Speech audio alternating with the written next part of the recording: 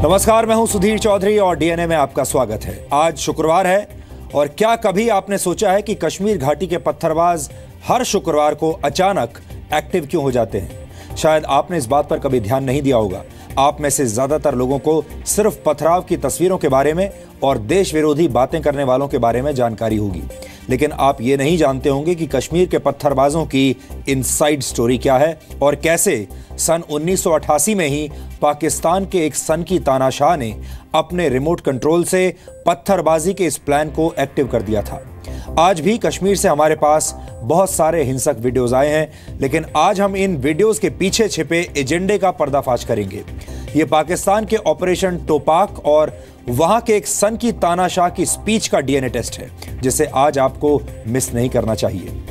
इसके बाद हम एक बहुत बड़े अंतर्राष्ट्रीय घटनाक्रम का डीएनए टेस्ट करेंगे। नॉर्थ कोरिया की तरफ से परमाणु हमले और परमाणु परीक्षण की धमकी मिलने के बाद अमेरिका ने दक्षिण कोरिया को अपने निशाने पर ले लिया है। इस वक्त पूरी दुनिया की नजर नॉर्थ कोरिया और उसकी सीमाओं पर हो रही गतिविधियों पर है। चीन और रूस ने अपनी सेनाओं की टुकड़ियां नॉर्थ कोरिया की सीमा पर भेज दी हैं। नॉर्थ कोरिया के पास दुनिया की 5वीं सबसे बड़ी सेना है, जिसमें 7 लाख सैनिक हैं। इसके अलावा नॉर्थ कोरिया में 45 लाख लोग ऐसे हैं जिन्हें युद्ध की स्थिति में एक सैनिक की भूमिका निभाने के लिए भेजा जा सकता है। नॉर्थ कोरिया और अमेरिका का यह टकराव एक गंभीर और विनाशकारी युद्ध में बदल सकता है। और इसके बाद हम आपकी सेहत से जुड़ा एक बहुत ही महत्वपूर्ण विश्लेषण करेंगे। आप में से बहुत से लोग रोजाना फल खाते होंगे, लेकिन जो फल आप खाते हैं क्या वो पूरी तरह से सुरक्षित है? क्या आप ऐसे फल खा रहे हैं जो आपको कैंसर का रिटर्न गिफ्ट दे सकते हैं? ये एक बहुत बड़ा सवाल है और आप में से बहुत सारे लोगों ने हमें मैसेजेस और ईमेल्स भेजकर इस मुद्दे को रिपोर्ट करने के लिए कहा था। जब हमने इस विषय पर रिपोर्टिंग की और रिसर्च की तो पता चला कि सरकार जिन केमिकल्स को प्रतिबंधित कर चुकी है, बैन कर चुकी है, उनका इस्तेमाल खुलेआम हो रहा है। आप ऐसे फलों को कैसे पहचान सकते हैं और कैसे इनसे अपनी जान बचा सकते हैं, ये आज हम आपको बताएंगे। लेकिन सबसे पहले आज की तमाम बड़ी खबरें नॉनस्टॉप न्यूज में। मध्य प्रदेश के छिंदवाड़ा में एक राशन केंद्र में आग लगने से 15 लोगों की मौत हो गई। यह हादसा छिंदवाड़ा के बरगी गांव में हुआ। 100 से ज्यादा लोग राशन और केरोसिन लेने के लिए सहकारी समिति केंद्र में लाइन में लगे हुए थे। इसी दौरान वहां रखे केरोसिन में आग लग गई। उस वक्त 30 से ज्यादा लोग राशन केंद्र के अंदर मौजूद थे, जो आग में फंस कर रह गए। अफरा तफरी की वजह से इन लोगों को बाहर निकलने का रास्ता तक नहीं मिला। हादसे में कई लोग गंभीर रूप से झुलसे हैं। एक मृतक परिवार को 4-4 लाख रुपए देने की सरकार ने घोषणा की और उनकी अंत्येष्टि के लिए 10-10 हजार रुपए की राशि उपलब्ध कराई, जिन्हें मैं घटनास्थल पर प्रस्थान कर। Senior IPS officer Sulkhan Singh Uttar Pradesh के नए डीजीपी बनाए गए हैं। वो जावेद अहमद की जगह लेंगे। यूपी की योगी सरकार ने आज 7 आईएएस और 12 आईपीएस अफसरों के तबादले किए। दलजीत चौधरी की जगह आदित्य मिश्रा को यूपी का नया डीजी लॉ एंड ऑर्डर बनाया गया है। नए डीजीपी बनाए गए सुलखान सिंह 1980 बैच के आईपीएस हैं, लेकिन अखिलेश सरकार ने सुलखान समेत करीब 12 आईपीएस अफसरों की वरिष्ठता को दरकिनार करते हुए 1984 बैच के जावेद अहमद को डीजीपी नियुक्त किया था। यूपी की योगी सरकार ने पूर्व मुख्यमंत्री अखिलेश यादव के ड्रीम प्रोजेक्ट रहे आगरा लखनऊ एक्सप्रेसवे की जांच के आदेश दिए हैं। यूपी सरकार ने 10 जिलों के डीएम को जमीनों के अधिग्रहण की जांच करने के लिए भी कहा है।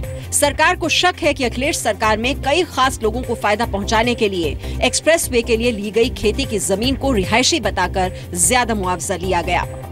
इस तरह के हमारे सामने चीजें आ रही हैं जहां निश्चित रूप से समीक्षा की आवश्यकता है और जांच की आवश्यकता है। तो एक मुद्दा नहीं है, बहुत सारे मुद्दे हैं और उन सभी जहां जहां हमको डाउट है और जहां जहां शिकायत है उन सभी की जांच होगी। सीएम योगी ने अखिलेश सरकार के वक्त शुरू किए गए यश भारती पुरस्कार की जांच के भी आदेश दिए हैं। इसके अलावा सरकार ने आज से ही यूपी में लाल और नीली बत्तियों के इस्तेमाल पर रोक लगा दी है। यूपी के बिजली विभाग ने समाजवादी पार्टी के संरक्षक मुलायम सिंह यादव को 4 लाख रुपए का बकाया बिजली बिल भरने का नोटिस थमाया है। इटावा में बिजली अफसरों ने मुलायम के बंगले का मीटर भी बदलकर 40 किलोवाट का कर दिया। बंगले में एसी प्लांट और लिफ्ट भी थी, लेकिन मीटर 5 किलोवाट का लगा हुआ था। इसलिए कोई भी क्यों ना हो, नियम सबके लिए एक जैसे होंगे और नियम का पालन होगा, क्योंकि हमें 24 घंटे बिजली किसान को भी देनी है और गरीब को भी देनी है। मुलायम को 30 अप्रैल तक बिल भरने को कहा गया है। समाजवादी सांसद नरेश अग्रवाल ने कहा है कि नोटिस के पीछे पब्लिसिटी स्टंट ज्यादा दिखता है। बड़े 100 बकायेदारों की लिस्ट अगर जारी कर दे तो सबसे ज़्यादा सरकारी संस्थान ही इसमें निकलेंगे, नेता नहीं निकलेंगे। तो बेवजह इसको प्रचारित करने के लिए दिया गया। मुलायम ने 2 साल पहले ही बंगले का रेनोवेशन कराया था। बंगले में 12 से 15 लोगों का स्टाफ भी रहता है। राम जन्मभूमि आंदोलन के नेता रामविलास वेदांती ने आज दावा किया कि अयोध्या में विवादित ढांचा उनके, अशोक सिंघल और महंत अवैधनाथ के कहने पर गिराया गया था। आडवाणी तो कार सेवकों से गुंबद से उतरने की अपील कर रहे थे। बिना प्रमाण के आडवाणी जी पर, जोशी जी पर ढांचा तोड़ने का आरोप लगा दिया, ये बिल्कुल गलत। उस विवादित ढांचे को मैंने तोड़वाया, उस खंडहर को मैंने तोड़वाया, मैंने तोड़ा और तोड़वाया भी। आज भी कहना चाहता हूँ। बीजेपी सांसद विनय कटियार ने भी आरोप लगाया कि सीबीआई ने बड़ी साजिश की है। तो ये सीबीआई का चलाया हुआ है सब मामला। सीबीआई छुट्टा सांड हो गई है। इस सरकार में तो और भी छुट्टा सांड हो गई है। सुप्रीम कोर्ट ने आडवाणी, जोशी, उमा भारती समेत 12 नेताओं पर ढांचा गिराने के केस में आपराधिक साजिश का केस चलाने की मंजूरी दी है। कश्मीरियों की सुरक्षा के लिए गृह मंत्रालय ने एडवाइजरी जारी की है। सभी राज्यों से अपील की गई है कि वो कश्मीरियों की सुरक्षा सुनिश्चित करें। एडवाइजरी में कहा गया है कि कश्मीरी लोग भी भारत के ही नागरिक हैं, उन्हें अपना भाई समझें। मैं सभी मुख्यमंत्रियों से मैं अपील करता हूं कि यह सुनिश्चित करें कि किसी भी कश्मीरी नवयुवक के साथ कोई बदसलूकी देश के किसी भी हिस्से में नहीं होनी चाहिए, क्योंकि वह भी भारत के एक सम्मानित नागरिक हैं। सरकार की तरफ से ये एडवाइजरी मेरठ और चित्तौड़ में कश्मीरी छात्रों के साथ बदसलूकी के बाद जारी की गई। मेरठ में एक होर्डिंग लगी थी, इसमें कश्मीरी छात्रों और कारोबारियों को यूपी छोड़ने की धमकी दी गई। वहीं राजस्थान के चित्तौड़ में मेवाड़ यूनिवर्सिटी में पढ़ने वाले कुछ कश्मीरी छात्रों की बाजार में पिटाई कर दी गई। इसमें 6 छात्र घायल हो गए। दोनों ही मामले में केस दर्ज कर जाँच शुरू कर दी गई है। सरकार ने कश्मीर के लोगों के लिए हेल्पलाइन नंबर भी जारी किए हैं, जिन पर जम्मू कश्मीर के नागरिक किसी भी वक्त मदद मांग सकते हैं। जम्मू कश्मीर के लिए helpline number 011-2309-2923, 011-2309-2885। Civil services day के मौके पर पीएम मोदी ने बेहतरीन काम करने वाले अफसरों को सम्मानित किया। इस मौके पर पीएम ने सीनियर आईएएस अफसरों से कहा कि वो अपने अनुभव को बोझ न बनने दें और नए अफसरों पर भी जिम्मेदारी ट्रांसफर करें। पीएम ने कहा कि कश्मीर के पत्थरबाज भी अफसरों के लिए तालियां बजाते हैं। कश्मीर के अंदर बाढ़ आती है और जब फौज के लोग किसी की भी जिंदगी बचाने के लिए अपनी जान की बाजी लगा देते हैं, तो वही लोग उनके लिए ताली भी बजा देते हैं, भले बाद में पत्थर मारते हों। पीएम ने अफसरों को सोशल मीडिया पर अपनी जगह योजनाओं का प्रचार करने की नसीहत भी दी। 20 तारीख को टीकाकरण है, 20 तारीख को टीकाकरण है, जरूर आइए, बात पहुंचाइए। मैं सोशल मीडिया का उपयोग कर रहा हूं, लेकिन अगर मैं टीकाकरण में 2 बूंद पिलाने गया हूं और मेरी फोटो फेसबुक पर प्रचारित कर रहा हूं, तो अनामिका के लिए मैं सवालिया निशान बन जाता हूं। पीएम ने कहा कि आईएएस अफसर सबसे बेहतर हैं, तो उनसे नतीजे भी सबसे बेहतर देने की उम्मीद है। होटल और रेस्टोरेंट में सर्विस चार्ज देना है या नहीं, इसका फैसला अब आप खुद करेंगे। केंद्र सरकार ने साफ कर दिया है कि होटल और रेस्टोरेंट बिल के साथ सर्विस चार्ज को जरूरी नहीं कर सकते। केंद्रीय खाद्य और उपभोक्ता मामलों के मंत्री रामविलास पासवान के मुताबिक इस बारे में सभी राज्यों को गाइडलाइंस भेजी जा रही हैं। सर्विस चार्जेज जो है वो मैंडेटरी नहीं है, ये सर्विस चार्जेज ऑप्शनल है। जो खुश होकर के कुछ बैरा को देना चाहेगा देगा, जो नहीं देगा उसके लिए कोई क्या कहते हैं कि कंपल्सन नहीं है। गाइडलाइंस के मुताबिक बिल में सर्विस चार्ज वाला कॉलम खाली छोड़ा जाएगा, जिसे पैसे चुकाते वक्त ग्राहक अपनी मर्जी से भरेगा। खाद्य मंत्रालय ने ये गाइडलाइंस पीएमओ की मंजूरी के बाद जारी की हैं। 20% तक सर्विस चार्ज वसूले जाने की शिकायतों के बाद सरकार ने ये गाइडलाइंस जारी की हैं। केंद्र सरकार पेट्रोल और डीजल की होम डिलीवरी कराने पर विचार कर रही है। इस बात की जानकारी पेट्रोलियम मंत्रालय ने खुद ट्वीट करके दी है। ट्वीट में मंत्रालय ने कहा है कि पेट्रोल पंपों पर लंबी लंबी लाइनें लगती हैं, लोगों का वक्त बर्बाद होता है। ऐसे में प्री बुकिंग करा लेने पर कंज्यूमर्स को पेट्रोलियम प्रोडक्ट्स की होम डिलीवरी किए जाने की स्कीम पर विचार किया जा रहा है। ये फैसला पेट्रोल पंपों पर बढ़ती हुई भीड़ को देखते हुए लिया जा सकता है। देश में करीब 35 करोड़ लोग रोजाना पेट्रोल डीजल लेने पहुंचते हैं। पीएम मोदी ने हाल ही में एक दिन पेट्रोल पंपों को बंद रखने की अपील भी की थी।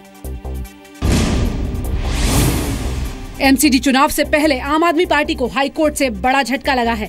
दिल्ली हाई कोर्ट ने आम आदमी पार्टी की उस याचिका को खारिज कर दिया है जिसमें उसने 23 अप्रैल को होने वाले एमसीडी चुनाव में वोटिंग के लिए ईवीएम के साथ वीवीपैट मशीन अटैच करने की गुजारिश की थी। आप ने ये याचिका चुनाव में किसी भी तरह की गड़बड़ी से बचने की दलील देते हुए दायर की थी। हाई कोर्ट ने ये कहकर याचिका खारिज कर दी कि वो आखिरी वक्त में ऐसा आदेश नहीं दे सकती। जनता इन सब बातों से गुमराह होने वाली नहीं है, इनकी क्रेडिबिलिटी खत्म हो चुकी है। एमसीडी चुनाव के लिए प्रचार आज शाम खत्म हो गया। दिल्ली नगर निगम की 272 सीटों पर रविवार को वोट डाले जाएंगे।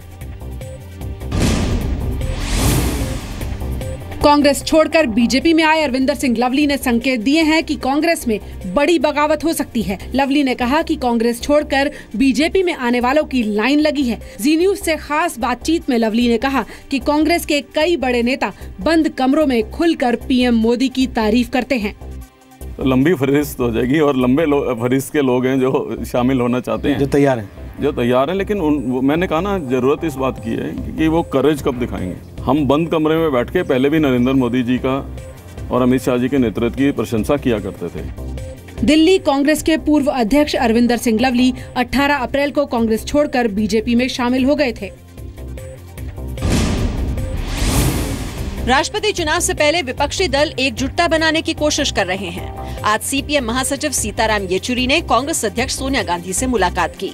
दोनों के बीच हुई इस मुलाकात में विपक्षी पार्टियों की ओर से राष्ट्रपति पद के लिए साझा उम्मीदवार खड़ा करने की संभावनाओं पर चर्चा हुई। And it is the search for finding a common candidate which can be put up for the post of the president. इससे पहले कल बिहार के सीएम नीतीश कुमार ने भी सोनिया गांधी से मुलाकात की। ऐसा माना जा रहा है कि इस मुलाकात में भी राष्ट्रपति चुनाव में विपक्ष का साझा उम्मीदवार खड़ा करने पर बातचीत हुई। विपक्ष को एकजुट करने के मकसद से जल्द ही आरजेडी चीफ लालू प्रसाद यादव भी सोनिया गांधी से मुलाकात करेंगे। मैडम बात करेगी और मैं जाऊंगा वहाँ पर। बड़ी गोलबंदी की तैयारी हो रही है। अब हो सकता है, हम लोग तो बराबर बोल रहे हैं कि महागठबंधन बने, सब लोग इकट्ठे हों। पाकिस्तान ने मुंबई हमले के मास्टरमाइंड और आतंकी संगठन लश्कर-ए-तैयबा के चीफ हाफिज सईद को आतंकी मान लिया है। पाकिस्तान के गृह मंत्रालय ने लाहौर कोर्ट में हलफनामा देकर कहा कि हाफिज सईद आतंकवाद और इससे जुड़ी गतिविधियों से जुड़ा है। पाकिस्तान ने कोर्ट में हलफनामा हाफिज सईद की याचिका के खिलाफ दिया, जिसमें उसने कहा था कि सरकार ने उसे कई महीने से गैर कानूनी ढंग से हिरासत में रखा हुआ है।